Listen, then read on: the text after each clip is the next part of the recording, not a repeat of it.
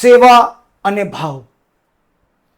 દુનિયા જીતવી છે તો આ બે શબ્દને પકડી લો.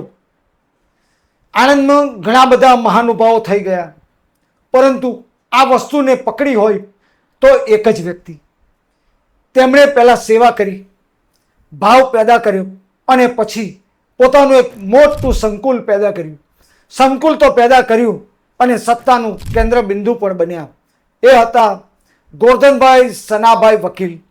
આણંદ નાના હળદમાં 4 એપ્રિલ 1914 સનાભાઈને ત્યાં તેમનો જન્મ થયો. તેમના એક મોટા ભાઈ હરમાનભાઈ, બંને ભાઈઓ અને પરિવાર. સમય વીતતો ગયો.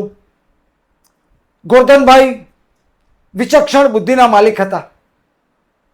પ્રાથમિક શિક્ષણ તેમણે ડીએનમાં લીધું. ત્યાર પછી બીએસસી કરવા માટે વડોદરા ગયા અને ત્યાંથી એલએલબી કરવા અમદાવાદમાં તેઓ ગાંધી વિચારે રંગાયા. તે વખતે આઝાદીની ચળવળ બરાબર ચાલે. તેઓ એલએલબી કરીને પાછા આવ્યા. તેમનો વિચાર હતો બેરિસ્ટર બનવા માટે લંડન જવું. પાસપોર્ટ કઢાવ્યો. એ જ વખતે 1942ની ચળવળ શરૂ થઈ. ધરાસણાના પ્રથમ ટુકડી જે ગઈ તેમાં તેઓ જોડાયા અને એ સાથે જ તેઓ ચળવળમાં જોડાઈ ગયા. 42માં જે અડાસ પાસે ગોળીબાર થયો તેમાં 5 જેટલા આપણા નવયુવાન મૃત્યુ પામ્યા અને બાકીના ઘણા ઘવાયા. ગોરધનભાઈએ તાત્કાલિક પોતાનો પાસપોર્ટ ફાડી નાખ્યો. તેમને લાગ્યું મારી જરૂર અહીંયા છે. તેઓ બેરિસ્ટર બનવાનું છોડીને અહીંયા જે લોકો ઘાયલ થયા હતા તેમના ભરૂચના એક વકીલ હતા તેમની સાથે જોડાઈ ગયા અને તેમનો કેસ લડવામાં તેમણે મદદ કરી. આ હતું તેમનું પ્રથમ પગથિયું. ત્યાંથી તેમની જીવન યાત્રા શરૂ થઈ. આણંદ રેલવે ગોદી સામે તેમની વકીલાતની ઓફિસ હતી. તેમની બાજુમાં 4 થી 5 વકીલોની પણ ઓફિસ હતી. ત્યારે એ જગ્યા વકીલ ચેમ્બર તરીકે ઓળખાતી. ત્યાં આગળ તેઓ વકીલાત કરતા હતા. જોકે તેમણે કાળો કોટ પહેર્યો નહોતો. તેઓ હંમેશા નવજુવાન વકીલોને તૈયાર કરતા, બ્રીફ લખી આપતા અને તેમના માણસોને મોકલતા અને તેઓ એ રીતે કેસ લડતા. આ દરમિયાન સમય સરતો ગયો. 1954નું વર્ષ આવ્યું. આ ગાળા દરમિયાન વલ્લભ વિદ્યાનગરની સ્થાપના પણ થતી હતી. તેમાં ભાઈ કાકા અને ભીખાભાઈને સારા માણસની જરૂર હતી એટલે ગોરધનભાઈ વકીલ તેમની સાથે જોડાઈ ગયા. જમીન સંપાદન કરવી, લોકોને વળતર ચૂકવવા, તેના દસ્તાવેજો બનાવવા, તેનું માળખું ઘડવું, બિલ્ડિંગો ઊભી કરવી, યુનિવર્સિટી તૈયાર કરવી, તેનું બંધારણ ઘડવું, આ બધું જ કામ વકીલ સાહેબે કર્યું અને તેઓ તેમના ખાસ માણસ બની ગયા. ચારુતર વિદ્યામંડળના તેઓ જોઈન્ટ સેક્રેટરી પણ બન્યા. તેમની સાથે બાકરોલના ચિમનભાઈ દાદુભાઈ દેસાઈ પણ હતા અને તેમણે ત્યાં સારામાં સારી કામગીરી કરી. તેઓ ત્યાં સેક્રેટરી હતા અને આ રીતે તેઓ ત્યાં તૈયાર થયા. તેમણે વલ્લભ વિદ્યાનગર બનાવવામાં પણ સારામાં સારી ભૂમિકા ભજવી. આ ભૂમિકા ભજવ્યા બાદ 1954ની 15મી ઓગસ્ટના રોજ તેમણે નક્કી કર્યું કે મારા આણંદ શહેરને મારે સેવા આપવી છે, મારા શહેરને મારે કંઈક મદદ કરવી છે. તેમણે તે વખતના લોકપ્રિય નટવરલાલ દવેની સાથે રહી અને રામકૃષ્ણ સેવા મંડળની સ્થાપના કરી. આમ 15 ઓગસ્ટ 1954ના રોજ જ્યારે નામમાં સેવા છે તેવું રામકૃષ્ણ સેવા મંડળની સ્થાપના થઈ. વકીલ સાહેબે સૌ પ્રથમ અત્યારે રેડક્રોસ સોસાયટી છે ત્યાં કોંગ્રેસનું મકાન હતું, તેની અંદર ઓર્થોપેડિક સર્જનની સુવિધા મળે તેવી વ્યવસ્થા ગોઠવી. તેઓ વડોદરાથી તબીબને બોલાવતા. સપ્તાહમાં 2 દિવસ તેઓ અહીંયા આવતા. તે વખતે આણંદમાં કોઈ ઓર્થોપેડિક દવાખાનું નહોતું, કોઈ તબીબ નહોતા. તેમણે સૌ પ્રથમ એ સેવા શરૂ કરી. તેમણે જોયું મારા લોકની, મારા આણંદની, મારા આણંદ તાલુકાની પ્રસૂતિ યાની કે ગર્ભવતી મહિલાઓને ઘણી બધી તકલીફ પડે છે. તેમણે તેમના માટે પ્રસૂતિ ગૃહની વ્યવસ્થા પણ કરાવડાવી અને સૌ પ્રથમ આણંદમાં જો કોઈ એમ્બ્યુલન્સ લાવ્યું હોય તો તે ગોરધનભાઈ વકીલ હતા અને તેના કારણે જ તેમના નામની પાછળ વકીલ સાહેબનું ઉપનામ લાગી ગયું. તેમણે સેવાથી શરૂઆત કરી. તે વખતે તેમને લાગ્યું કે હવે યુવતીઓ ભણવા લાગી છે, પરંતુ તેમને ભણવું છે તો વિદ્યાનગર જવું પડે. ગામડાની યુવતીઓ આણંદ આવે અને ત્યાંથી વિદ્યાનગર જાય તે શક્ય નહોતું. તે વખતે સમાજ પણ સંકુચિત હતો, નવે નવી આઝાદી આવેલી હતી. એટલે તેમણે નક્કી કર્યું આપણે અહીંયા સારામાં સારી કોલેજ ઊભી કરવી. આ માટે તેમણે હાલ જે આણંદ આર્ટ્સ કોલેજ છે ત્યાં આગળ તેમને દીકરી જ્યોત્સનાબેનના હાથે ખાત મુહૂર્ત કરાવ્યું. અને એ જ વખતે કોલેજ શરૂ કરવી છે તો ક્યાં કરવી. તેમણે હાલ લોટિયા ભાગોળ પેટ્રોલ પંપની સામે સેન્ટ જોસેફ સ્કૂલ છે ત્યાં આગળ પતરાના મકાનો હતા, કમ્પાઉન્ડ વોલ હતી અને દિવાલ ચણેલી હતી. તેની અંદર સૌ પ્રથમ 1963માં આણંદ આર્ટ્સ કોલેજની સ્થાપના કરી. તે વખતે આરપી પટેલ અને રમેશભાઈ તલાટી જેવા શ્રેષ્ઠ પ્રોફેસરો હતા. અભાવ વચ્ચે તેઓ ત્યાં વિદ્યાર્થીઓને ભણાવતા હતા. થોડો સમય વીત્યો એટલે આણંદ હાઈસ્કૂલનો પ્રારંભ એ જ સ્થળે કરવામાં આવ્યો અને ત્યાર પછી આણંદ કોમર્સ કોલેજ પણ ત્યાં જ સ્થાપવામાં આવી. આ ગાળા દરમિયાન આણંદ આર્ટ્સ કોલેજનું નવું મકાન શરૂ થઈ ગયું એટલે ત્યાંથી Anand high school, Anand commerce college અને આણંદ આર્ટ્સ કોલેજને હાલ રામકૃષ્ણ સેવા મંડળ જ્યાં ચાલે છે ત્યાં લાવવામાં આવ્યું અને ત્યાંથી શૈક્ષણિક જીવનયાત્રા શરૂ થઈ. તેમણે એક વિશાળ સંકુલ ઊભું કર્યું. તેમનો એક નિયમ હતો, સર્વશ્રેષ્ઠ પ્રોફેસરો, સર્વશ્રેષ્ઠ શિક્ષકો, સંનિષ્ઠ કર્મચારીઓ, સંનિષ્ઠ ક્લાર્ક લાવો અને સંસ્થાને ચલાવો. તેમનો કડક એટલો કે કોઈ આડું અવરું થાય નહીં.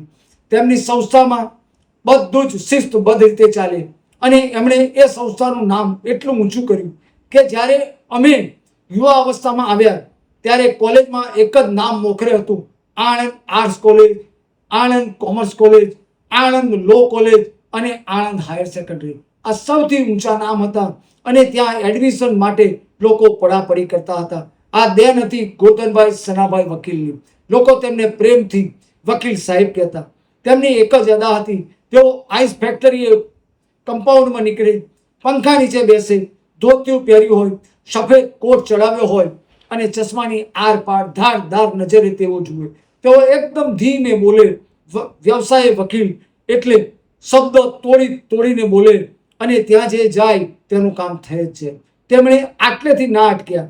તેમને ખબર પડી લોકોને શાની જરૂર છે. તે વખતે લગ્ન સમારંભોમાં ઠંડા પાણીની જરૂર પડે, ઠંડા પીણાની જરૂર પડે, આઈસ્ક્રીમ, શ્રીખંડ જેવા નાના વેપારી ધંધાઓને બરફ જોઈએ, લાવવો ક્યાંથી. તેમણે સમગ્ર મધ્ય ગુજરાતમાં, દોસ્તો ખરેખર સમગ્ર મધ્ય ગુજરાતમાં આણંદ આઈસ ફેક્ટરી શરૂ કરી હોય તો તે ગોરધનભાઈ સનાભાઈ વકીલે કરી હતી. આણંદ, ગોધરા, વડોદરા, નડિયાદ, બાલાસિનોર એમ એકે એક ઠેકાણે તેમના નામની આઈસ ફેક્ટરી તેમણે શરૂ કરી હતી. આણંદ કોમર્સ કોલેજ જ્યારે શરૂ થઈ ત્યારે તેમણે એક પણ પૈસો દાન લીધો નહોતો. ભાઈ કાકાએ તેમના ઉદ્ઘાટનમાં હાજર રહ્યા હતા. તેમની શરૂઆત ભાઈ કાકાના હસ્તે થઈ હતી, પરંતુ તેમણે, તમે જોઈ લો, આણંદ, માત્ર આણંદ, આણંદ અને આણંદ. અને તેમણે નક્કી કર્યું આણંદ સિવાય મારા કોલેજમાં, સંકુલમાં બીજું કોઈ નામ નહીં હોય. અને તેમણે બધી કોલેજ, બધી હાઈસ્કૂલ અને અત્યારે જે મોટું સંકુલ છે તમામમાં પહેલું નામ આણંદ રાખ્યું છે. તેમની કોલેજમાં ક્યાંય એક પણ રૂમ પર તકતી નથી. તેમણે નક્કી કર્યું જે પણ કરવું પોતાના દમ ઉપર, પોતાની તાકાત ઉપર. અને એટલે જ એમને લોકો વકીલ સાહેબ કહેતા. તેઓ આટલેથી ના અટક્યા. તેઓ કોંગ્રેસી હતા, ચળવળકાર હતા, પરંતુ તેઓ સ્વતંત્ર પક્ષમાં પણ જોડાયા હતા. અને ત્યાંથી બહાર નીકળ્યા પછી તેઓ કોંગ્રેસમાં આવ્યા. તે વખતે કોંગ્રેસનો દોમ જમાનો ચાલે, જબરજસ્ત દોર ચાલે અને તેઓ ખેડા જિલ્લા, યાની કે ત્યારે આણંદ જિલ્લો અલગ નહોતો પડ્યો, તેઓ સમગ્ર ખેડા જિલ્લાના કોંગ્રેસ પ્રમુખ બન્યા અને આઈસ ફેક્ટરી તેનું મધ્ય બિંદુ હતું. અહીંયા કોઈ પણ અધિકારી આવે તેમને ફરજિયાત વકીલ સાહેબના સામે જવું પડે. ત્યાં જાય, તેમની મુલાકાત કરે અને પછી બીજા દિવસથી કામગીરી ચાલુ થઈ જાય. આ એમની તાકાત હતી, આ એમનો પાવર હતો, આ એમની શક્તિ હતી. એક દોર એવો હતો, ગોરધનભાઈ વકીલ જે કહે તે જ થાય.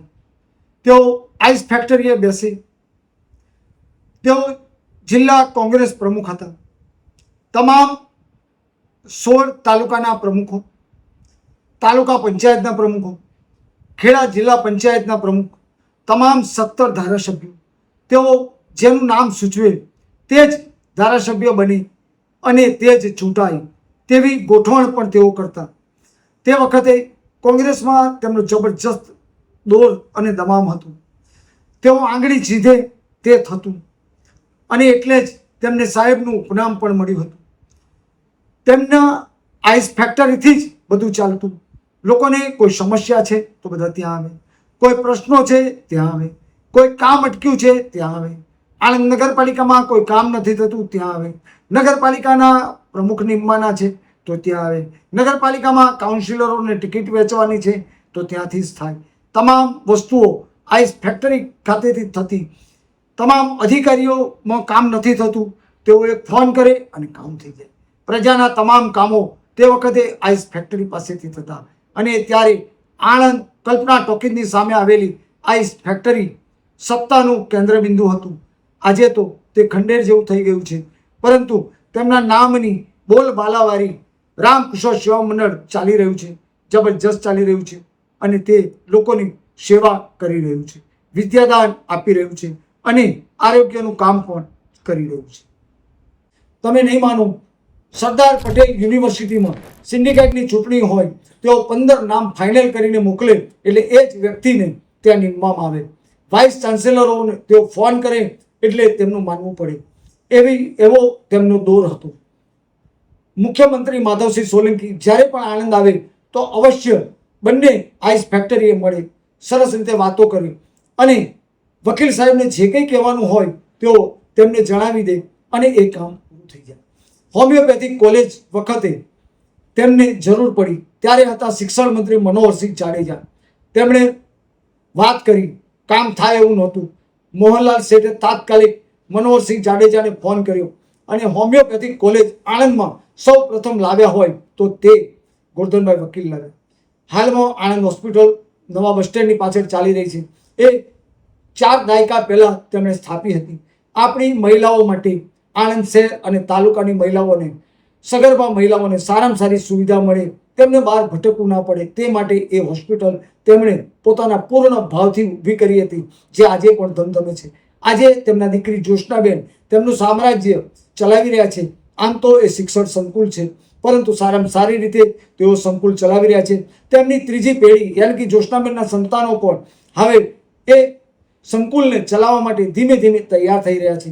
પરંતુ એક દોર એવો હતો કે જ્યારે તેઓ જે કે તે થાય એમ વકીલ સાહેબે સેવાથી, ભાવથી સામ્રાજ્ય ઊભું કર્યું અને પછી સત્તા પણ મેળવી અને સત્તાનું કેન્દ્ર બિંદુ પણ મેળવ્યું. તેમણે લોકોને નોકરીઓ અપાવી, તેમણે લોકોના હાથ પકડ્યા. આ ઉપરાંત ગેસ એજન્સી, કટલરીનો સામાન દરેકને વ્યવસ્થિત રીતે મળે તે વ્યવસ્થા પણ તેમણે ગોળી. એક આડ વાત કરું, 1942ની ચળવળ વખતે દુષ્કાળ પડ્યો હતો ત્યારે તેમણે કન્ઝ્યુમર સોસાયટી ઊભી કરી હતી અને રાહત દરે આણંદ શહેરના લોકોને જરૂરિયાતની ચીજ વસ્તુઓ પૂરી પાડી હતી. આ વસ્તુ તેઓ જીવ્યા ત્યાં સુધી તેમણે ચાલુ રાખી હતી અને એટલે જ લોકો તેમને યાદ કરે છે કે તેઓ ઘણું બધું કરી ગયા છે અને તેમણે 2 કામ કર્યા. એક સેવા કરી, બીજું તેમણે ભાવ પેદા કર્યો. અને નિયમ એવો છે કે તમે સેવા અને ભાવ કરો એટલે તળિયાનો માણસ અને મધ્યમ વર્ગ ઝૂકી જ જાય. અને વકીલ સાહેબ સાથે આ જ બન્યું. એ ટોચે ગયા તેનું કારણ આ જ હતું, સેવા અને ભાવ.